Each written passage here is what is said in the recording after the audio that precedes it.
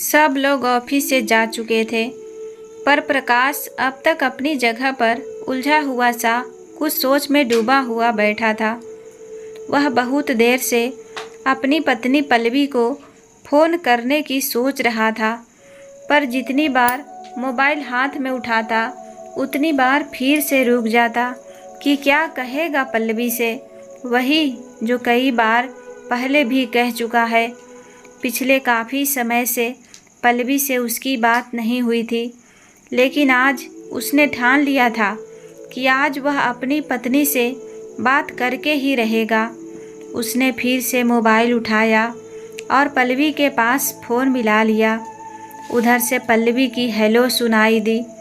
पल्लवी प्रकाश की आवाज़ सुनकर पल भर के लिए चुप हो गई, फिर तटस्थ स्वर में बोली, हाँ बोलो प्रकाश। तो प्रकाश ने मायूसी भरे स्वर में कहा कि पल्लवी, एक बार फिर सोचो, सब कुछ ठीक हो जाएगा।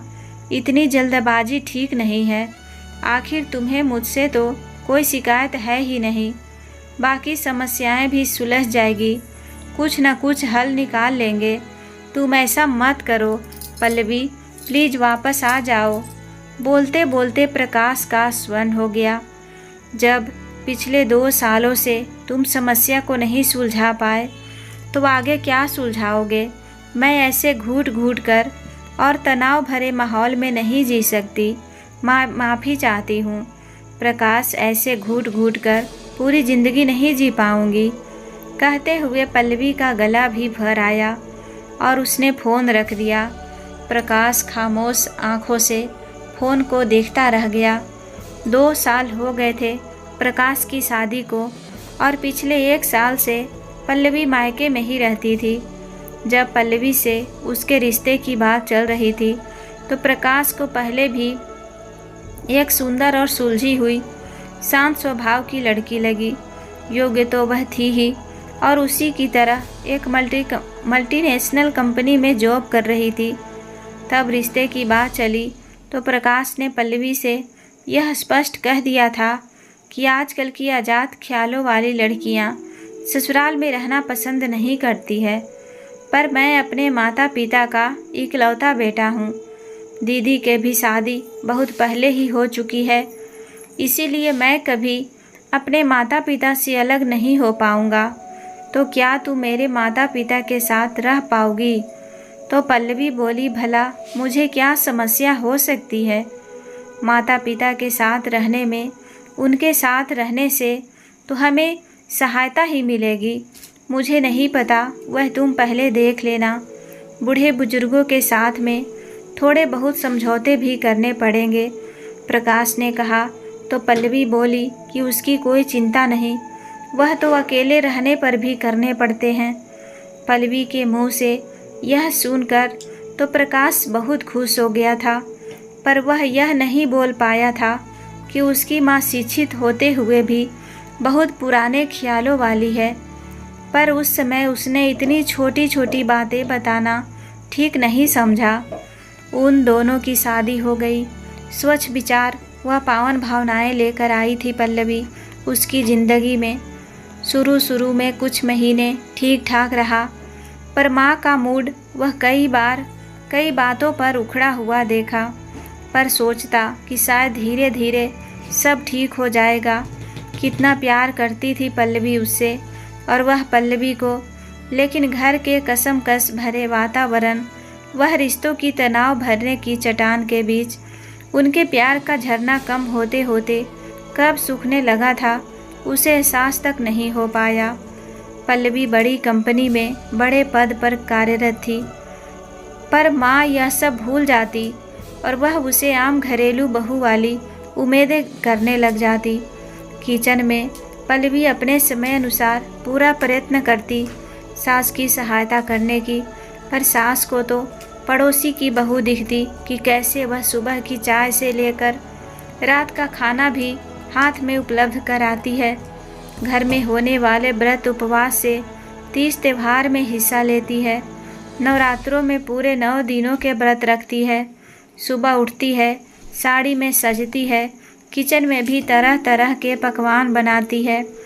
और एक हमारी बहू है, सुबह निकल जाती है काम से पीछा छुड़ाकर और शाम को घर में घुसती है। यह सुनकर प्रकाश ने अपनी माँ को समझाना चाहा कि माँ, आप छोटी छोटी बातों पर ध्यान देना छोड़ दो। हम एक फुल टाइम मेड रख लेते हैं। अब आपसे भी काम नहीं होता और पल्लवी भी ऑफिस से आकर थक जाती है। हम पैसा किस लिए कमाते हैं? सुख सुविधाओं के लिए ही ना। इसीलिए एक काम वाली रख लेते हैं। तो माँ ने बात को कहीं और ही घुमा दिया। हाँ हाँ, अब आ गई, तब दिख रहा है तुम्हें कि माँ से काम नहीं होता। कमाता तो तू पहले भी था, तब तो कभी नहीं देखी माँ की परेशानी। अब जब बीबी को करना पड़ता है तो काम दिखता है। सही कहते हैं लोग कि शादी के बाद बेटे बदल जाते हैं। आज तक तो सुना ही था, अब देख भी लिया। मन को बड़बड़ाते देख प्रकाश को समझ नहीं आ रहा था कि वह माँ को चुप कराए या अंदर जाकर माँ की बातें सुन रही पल्लवी को सांत्वना दे। छुट्टी के दिन पल्लवी का थोड़ा सा देर से उठना भी माँ को अखर जाता था। माँ को बहू की खुशी से ज़्यादा अपने आसपास की खुशी अधिक प्यारी थी। माँ को शिकायत रहती कि आसपास की सब बहुएं व्रत उपवास करती है और एक हमारी बहू है करवा चौथ तक का व्रत नहीं रखती। एक दिन भी पति की लंबी उम्र के लिए भूखी नहीं रह सकती। तो प्रकाश बोला, माँ, एक दिन भूखे रहकर कौन से पति की उम्र लंबी होती है? पति से रोज़ झगड़ा करो, पति पत्नी में गाली गलौज करो और करवा चौथ वाले दिन पति के हाथ से पानी पीकर व्रत खुलवाओ और पति के पैर छुओ। मुझे तो पसंद नहीं है यह सब ढकोसला। करवा चौथ का व्रत आस्था से कम और शौक़ से ज़्यादा जुड़ा है। हाँ हाँ, मैं जो इतने सालों से तेरे पापा के लिए व्रत रख रही हूँ, तो मैं भी ढकोसला ही कर रही हूँ। माँ का मूड उखड़ गया तो प्रकाश ने उन्हें समझाते हुए कहा कि आप रखती हैं तो ठीक है माँ, यह आपकी आस्था, आपकी सोच है, पर आप इसके लिए अपनी आस्था, अपनी सोच दूसरों पर तो नहीं थोप सकती हैं। माँ के निराधार कह को वह विचारों पर कवि का पक्ष लेते लेते प्रकाश के अपने माता पिता से संबंध खराब हो रहे थे। आज उसे समझ में आ रहा था कि उसके पिता किशोर जी की उसकी माँ शारदा जी की बातों पर चुप्पी क्यों साध लेते थे, क्योंकि शारदा जी अपनी बात के ऊपर किसी के बात को नहीं आने देती थी। छुट्टी के दिन यदि उनका कहीं घूमने जाने का प्रोग्राम बनता तो शारदा जी ताना देना कभी ना भूलती कि रोज़ तो नौकरों के बहाने घर से गायब रहते हो और छुट्टी वाले दिन पिक्चर और सैर सपाटे से फुर्सत नहीं मिलती। महारानी को तो पल्लवी का मूड उखड़ जाता और वह कहीं नहीं जाती। प्रकाश ने कई बार अपनी माँ को समझाने की कोशिश की कि माँ, तुम दूसरों से पल्लवी की तुलना करना छोड़ दो। पल्लवी की कार्य कुशलता को उसकी योग्यता के अनुसार जोड़ो कि तब देखना तुम्हें कोई शिकायत नहीं रहेगी। सोच कर देखो कि अगर तुम मुझे यह सब काम करने के लिए कहोगी तो क्या मेरे पास समय है यह सब करने के लिए जो तुम पल्लवी से उम्मीद करती हो? वह भी तो मेरे साथ ही ऑफिस जाती है और साथ ही वापस लौटती है, तो फिर वह यह सब कैसे कर सकती है? तुम उसका स्वभाव क्यों नहीं देखी? इतना कुछ सुना देती हो, उस पर वह कभी पलट कर जवाब नहीं देती। छोटी छोटी बातों पर ध्यान देना छोड़ दो माँ। खुश रहो और मस्त रहो। जिंदगी को खुशी से जीना सीखो। सबके जीवन की प्राथमिकता अलग होती है। तुम जिन बहू की बात करती हो उसके जीवन की प्राथमिकता वही है। उनके साथ बराबरी मत करो। प्रकाश का उपदेश सुनकर शारदा जी और भड़क गई। बहुत बड़ी बड़ी बातें करने लगा है, बहुत उपदेश देना सीख गया है। मैं क्या जानती नहीं हूँ किसकी सह पर कर रहा है तू यह सब। जब तक शादी नहीं हुई थी तब तक तो जो मैं कहती थी सब ठीक लगता था। माँ का प्रलाप शुरू होता तो पल्लवी के आंसुओं पर जाकर ही ख़त्म होता। इन्हीं सब बातों से पल्लवी का वातावरण धीरे धीरे वह ढील होता गया। तनावपूर्ण रिश्तों से हो रही कसमकस की भरी दिनचर्या उनके खुद के रिश्तों पर हावी होने लगी। दोनों के बीच प्यार की बातें कम, दूसरे विषयों पर चर्चा ज़्यादा होने लगी। अब अक्सर चुप रहने वाली पल्लवी पर प्रकाश से कभी कभी प्रतिवाद करने लगी और एक दिन उसकी सहन शक्ति जवाब दे गई। हार कर उसने प्रकाश से कह ही दिया कि यह रोज रोज की कीच कीच मुझसे बर्दाश्त नहीं होती। प्रकाश, ऑफिस से थक कर आओ और घर में आकर यह सब सुनो। किचन में माँ की मदद के लिए जाना चाहती हूँ तो उनके रुख से भी डर लगता है। मैं भी कब तक चुप रहूँ? एक ही काम तो नहीं है मेरा, एक छुट्टी के दिन भी ना शरीर को आराम ना दिल दिमाग को। या तो तुम माँ जी को समझाओ या फिर अलग रहने की व्यवस्था करो, पल्लवी ने कहा। तो प्रकाश बोला कि समझाता तो हूँ माँ को पल्लवी, पर क्या करूँ? माँ है वह बुरी तो नहीं हो सकती हमारे लिए, बस थोड़ा पुराने विचारों की है, तो उनकी बातों पर ध्यान मत दिया करो। कितने दिन ध्यान नहीं दूँ प्रकाश? आखिर बातें जब कानों में पड़ती है तो दिल में भी उतर आती है और दिमाग में भी बसती है। कितनी बार नज़रअंदाज करूं? थका मंदा दिमाग भना जाता है मेरा। इस घुटन भरे वातावरण में कितने दिन रह पाऊंगी? माँ के रोज रोज के ताने सुनकर एक दो दिन की बात तो अलग बात है, पर माँ की तो रोज ही शुरू हो जाती है। माँ है, दिल की बुरी नहीं होगी, क्या पता हमें प्यार भी करती होगी। पर वाणी भी कोई चीज़ होती है प्रकाश, वाणी पर अंकुश रखना भी तो ज़रूरी है और यह उनका स्वभाव है। इंसान अपनी आदतें बदल सकता है पर अपना स्वभाव नहीं, इसीलिए उनके साथ मेरा निवाह नहीं हो पाएगा। मैं नहीं रह पाऊंगी उनके साथ, फैसला सा करते हुए बोली। यह तुम क्या कह रही हो पल्लवी? मैं तुम्हें पहले ही इस बारे में स्पष्ट बता दिया था कि मैं इकलौता बेटा हूँ और मैं माँ बाप से कभी अलग नहीं हो पाऊँगा। हाँ प्रकाश, तुमने कहा था, पर तब तुमने यह नहीं बताया था कि उनका बोलना इतना बड़ा है। दूसरी बातों के साथ, आदतों के साथ, दिनचर्या के साथ सामंजस्य बिठाया जा सकता है, पर बुरा बोलने वाले के साथ सामंजस्य बिठाना बड़ा मुश्किल है। प्यार के दो मीठे बोल, प्रशंसा के दो शब्द नहीं है उनके पास। हर समय कोई बुराई कैसे सुनता रहे? तुम ही बताओ, ऐसा क्या बुरा करती हूँ मैं उनके साथ? कहते कहते पल्लवी का स्वर्ण भर्रा गया।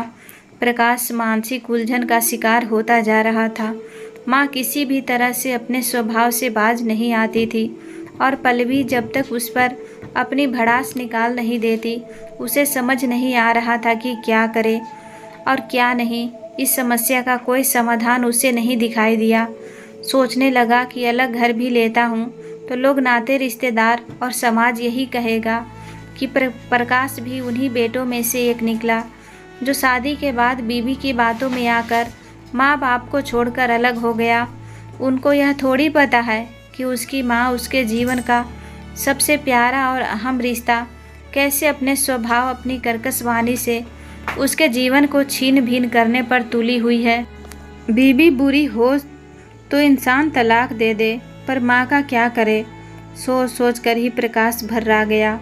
अपने जीवन की उलझनों ने उसे समझा दिया था कि रिश्तों को बनाए रखने के लिए सिर्फ एक ही कोशिश काफ़ी नहीं होती, रिश्ता चारों तरफ से निभाया जाता है।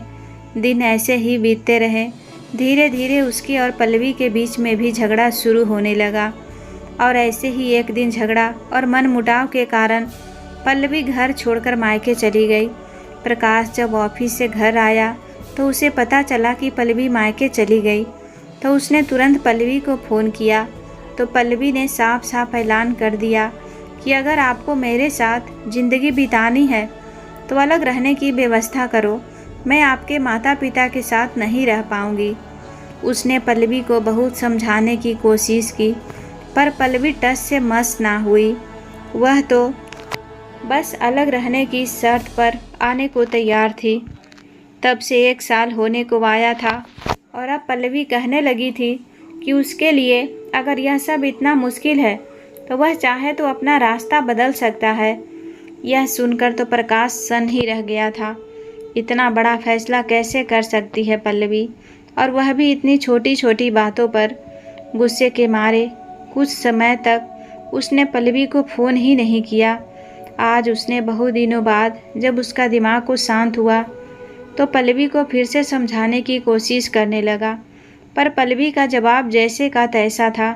छोटी छोटी बातों ने उसके जीवन में इतनी बड़ी उलझन पैदा कर दी थी कि उसे समस्या का कोई समाधान ही नहीं सूझ रहा था। कैसे अपना वैवाहिक जीवन बचाए, इसी सोच में डूबा हुआ प्रकाश ऑफिस से बाहर निकला, पर घर जाने का मन नहीं किया। कुछ सोचकर अपने दोस्त पंकज के घर चला गया। पंकज उसकी उलझन को अच्छी तरह से समझता था। उसने चाय का कप मेज पर रखते हुए कहा, अच्छा, मतलब कि पल्लवी अलग रहने के सिवा किसी भी सूरत में वापस आने को तैयार नहीं है। तो प्रकाश बोला, आएगी भी कैसे पंकज, मेरी माँ का रवैया वही है, वह कुछ भी समझने को तैयार नहीं है। समस्या वही है, कुछ भी तो नहीं बदला, फिर से सब कुछ वही होगा।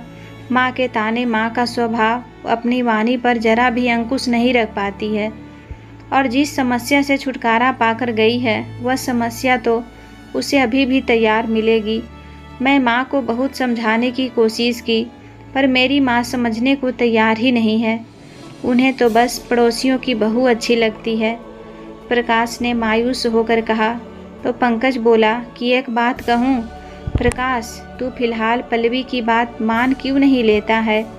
ज़्यादा दूर मत जा, बस जहाँ तक पल्लवी को माँ के ताने सुनाई ना दे, इतनी दूर पर किराए का घर देख ले। फिलहाल अपना घर तो मत जा, फिर तुम और पल्लवी साथ रहोगे तो एक दूसरे के प्यार और आकर्षण में बंध कर समस्या का भी हल निकल ही लोगे। यूं दूर रहकर तो समस्या और भी विकराल हो जाएगी और तुम दोनों के रिश्ते भी नकारात्मक हो जाएगी। लेकिन लोग क्या कहेंगे पंकज, माता पिता दुखी होंगे सो अलग। पंकज उलझन में बोला, तू भी वही बात करने लगा प्रकाश, तुझे सबकी चिंता है या अपना घर बचाने की? पहले एक सीढ़ी तो चढ़, अगली सीढ़ी की बाद में सोचना। तू अपने माता पिता की कोई छोड़ थोड़ी न रहा है, बस उनसे थोड़ी दूरी पर रहेगा, उनकी एक पुकार पर उनके पास पहुंच जाएगा। यह बात प्रकाश को कुछ सही लगी। वह खुश होकर वहां से चला गया।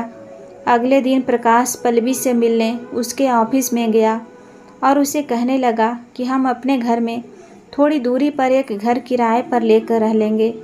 पल्लवी को भला इस बात पर क्या एतराज़ हो सकता था। उसने भी हाँ कर दी। तो प्रकाश ने थोड़ी दूर पर किराए का घर देखा और एडवांस दे दिया। अब बात माँ बाप को बताने की थी। जैसी ही उम्मीद थी ठीक वैसा ही हुआ। अलग रहने की बात सुनते ही माँ ने तूफान मचा दिया। मैं क्या समझ नहीं रही थी? उसके शुरू में ही लक्षण ऐसे दिख रहे थे।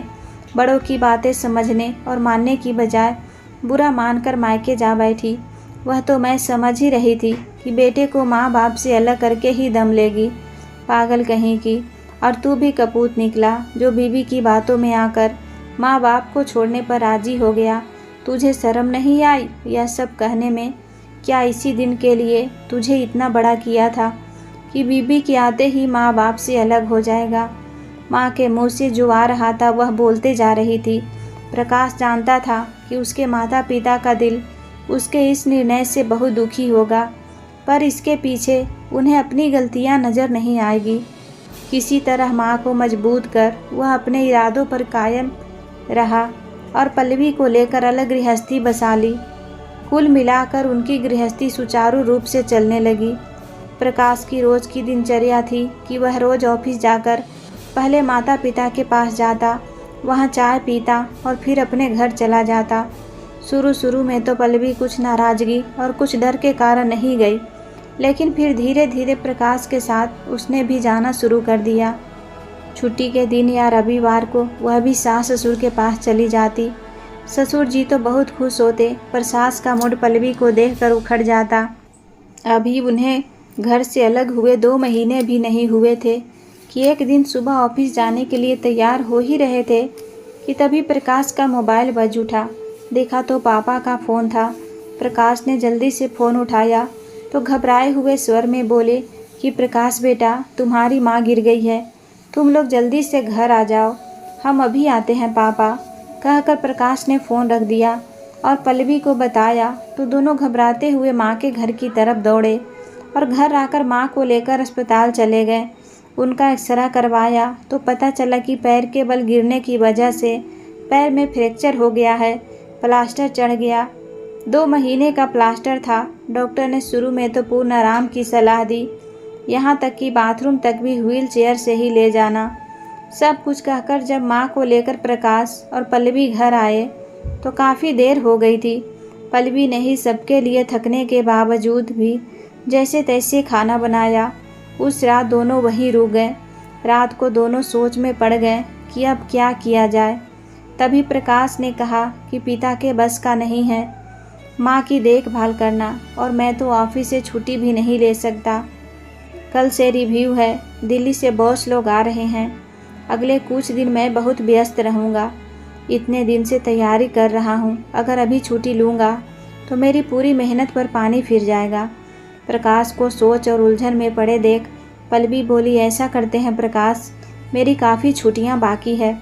कल से मैं फ़िलहाल 20 दिनों की छुट्टी ले लेती हूँ, तब तक तुम्हारे रिव्यू ख़त्म हो जाएंगे, फिर तुम छुट्टी ले लेना। उसके बाद दीदी को पूछ लो, यदि हफ्ते भर के लिए वह आ सकती है तो फिर मैं दोबारा कोशिश करूँगा छुट्टी लेने की। यह सुनकर प्रकाश पल्लवी की तरफ देखने लगा। उसके चेहरे पर माँ की परेशानी से उपजे चिंता के भाव साफ साफ दिखाई दे रहे थे। यह देखकर प्रकाश सोचने लगा कि माँ ने क्या कुछ नहीं किया पल्लवी को, पर वह भी आज भी उसकी माँ के लिए तैयार खड़ी है। पता नहीं माँ पल्लवी को क्यों नहीं समझ पाती। क्या हुआ प्रकाश, क्या सोचने लग गए? हाँ ठीक है पल्लवी, पर तुम्हें छुट्टी लेने में दिक्कत तो नहीं होगी? नहीं, कोई दिक्कत नहीं होगी, मिल जाएगी। जब ज़रूरत के समय नहीं मिलेगी तो फिर किस काम की यह छुट्टियाँ? यह सुनकर प्रकाश रात में निश्चिंत होकर सो पाया। पल्लवी ने छुट्टियाँ लेकर पूरे तन मन से सास की देखभाल की। पल्लवी की निश्चल देखभाल से माँ का मन बार बार पिघलने को होता। हालांकि वह उन विचारों की अधीन थी जिनमें वह बहू का प्यार कम, उसका फ़र्ज ज़्यादा समझती थी। 20 दिनों बाद पल्लवी ऑफिस चली गई और प्रकाश ने छुट्टी ले ली। 1 हफ्ते के लिए दीदी को बुला लिया गया। दीदी गई तो पल्लवी ने फिर से छुट्टी ले ली। पल्लवी ने पूरी नाराज़गी भूलकर सास की खूब सेवा की। धीरे धीरे माँ पूरी तरह ठीक हो गई। प्रकाश देख रहा था कि कहीं न कहीं माँ के मन को भी पल्लवी की सेवा बढ़ गई है। पल्लवी की ज़रूरत पर कभी ध्यान न देने वाली माँ अब उसे जब तक पूछ लेती कि उसने खाना खा लिया या नहीं, या फिर थोड़ी देर आराम कर ले पल्लवी, थक गई होगी। माँ के मुंह से पल्लवी के लिए ऐसी बातें सुनकर प्रकाश को बहुत खुशी हो रही थी। कल से पल्लवी की छुट्टियाँ भी ख़त्म होने वाली थी और माँ भी अब पूरी तरह से ठीक थी। रात का खाना खिलाकर वे लोग अपने घर जाने के लिए तैयार हो गए। पल्लवी कमरे में जाकर माँ से मिलकर बाहर आ गई। प्रकाश भी माँ से मिलने के लिए कमरे में गया और बोला कि अच्छा माँ, चलते हैं, अब आप बिल्कुल ठीक हैं, अपना ध्यान रखना, हम आते जाते रहेंगे। पल्लवी की भी काफ़ी छुट्टियाँ हो गई है, कल से वह भी ऑफिस जाएगी। हाँ बेटा, बहुत सेवा की पल्लवी बहू ने मेरी। माँ का स्वर कुछ कुछ पच आपसी भरा था। पल्लवी को समझने में शायद भूल कर दी मैंने। कोई बात नहीं माँ, माता पिता की सेवा वह देखभाल करना तो हमारा फ़र्ज है। आपको जब भी ज़रूरत होगी हम आपके पास होंगे, वह भीगी स्वर में बोला। माँ की आंखों में भी नमी तैर गई। प्रकाश बेटा, अब वापस आ जाओ, क्यों अलग जा रहे हो? जहाँ 2 बर्तन होंगे तो थोड़े बहुत तो बजेंगे ही, पर इसका मतलब यह तो नहीं कि मैं तुम लोगों को प्यार नहीं करती। बड़ों की बातों का इतना भी क्या बुरा मानना। कहते कहते माँ की आंखों में पानी आ गया तो प्रकाश माँ को गले लगाते हुए बोला, ओहो माँ, आप इतनी भावुक क्यों हो रही हैं? आपके ही तो बच्चे हैं हम, ज़रा से दूर जाने से दूर थोड़ी न हो जाएंगे आपसे। वह धीरे धीरे माँ को पीठ सहलाते हुए बोला कि माँ, एक घर में एक छत के नीचे ही रह रहे थे, आपके पास ही थे, पर आपके दिल से दूर थे। जब थोड़ा दूर चले गए तो अब आपके दिल के पास है। मुझे उम्मीद है कि आप मेरी बात समझ रही होगी। साथ रहकर थोड़े दिन बाद फिर से वही सब शुरू हो जाएगा। वही दम फुट वातावरण, वही रिश्तों की खींचातान। नौकरी के साथ यह सब झेलना पल्लवी के लिए बहुत मुश्किल है। माँ, अब मैं पल्लवी के ऊपर अपनी कोई सोच थोपना नहीं चाहता। अपने और पल्लवी के रिश्ते को थोड़ा और समय दो, तब तक आप भी अपने विचारों को और बदल लो। जब तक पल्लवी मुझे स्वयं घर लौटने के लिए नहीं कहेगी, तब तक मैं यह कदम नहीं उठाऊंगा माँ, और तब तक आप भी इंतज़ार करो। मैं जानता हूँ पल्लवी को, जिस दिन उसे अपने और आपके रिश्ते पर विश्वास हो जाएगा, उस दिन देखना वह खुद ही वापस आ जाएगी। मेरे लिए तो दोनों रिश्ते ही प्रिय हैं। माँ, मैं तो चाहता हूँ कि आप और पल्लवी के बीच प्यार भरा रिश्ता बना रहे, तभी तो साथ रहने का मज़ा है। कहकर प्रकाश उठ खड़ा हुआ। बाहर आया तो पापा खड़े थे। उन्होंने प्रकाश को पीठ थपथपाते हुए कहा कि वाह बेटा, जो बात आज तक मैं नहीं कर पाया, आज तुमने कह डाली। पर बेटा, इतना जल्दी वापस आने के लिए कदम मत उठाना, क्योंकि तुम तो जानते ही हो अपनी माँ को। वह अभी अभी मुश्किल दौर से निकली है, इसीलिए इतनी बदली हुई है। परसों की आदतें और विचार 4 दिनों में नहीं बदलते बेटा। जब फिर से साथ वापस आया देखकर माँ खुशी से फूली नहीं समा रही थी। आज उन्होंने पड़ोसियों की बहू को अनदेखा कर अपनी बहू को अहमियत दी थी। तो दोस्तों, आपको यह कहानी कैसी लगी कमेंट करके ज़रूर बताएं। कहानी पसंद आए तो वीडियो को लाइक, चैनल पर सब्सक्राइब करना ना भूलें। धन्यवाद।